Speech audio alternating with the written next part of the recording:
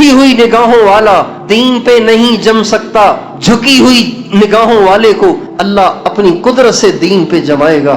اس لیے کہ اللہ کہتے ہیں اے میرے نبی آپ ان مردوں سے کہیں اپنی نگاہوں کو جھکائیں، جب یہ جھکائیں گے ان کی شرم گاہیں محفوظ ہوں گی اور ان کا دل پاک ہو جائے گا۔ ازکا لہم، ان کا دل پاک ہو جائے گا۔ اپنے بچوں کو، اپنی بچیوں کو، اپنی ذات سے، اپنی بہنوں کو، سب کو اس کا عادی بنائیں کہ ہم نے نگاہیں جھکا کے چلنا ہے، ہم نے نگاہیں جھکا کے چلنا ہے، ہمیں اوپر نہیں اٹھانا۔ جب سڑک پر کیچڑ ہو، سڑک پر گندا پانی کھڑا ہوا ہو تو کیسے چلا جاتا ہے؟ جس نے نماز پڑھنی ہے، جس نے اپنے کپڑوں کو بچانا ہے، وہ کیسے چلتا ہے؟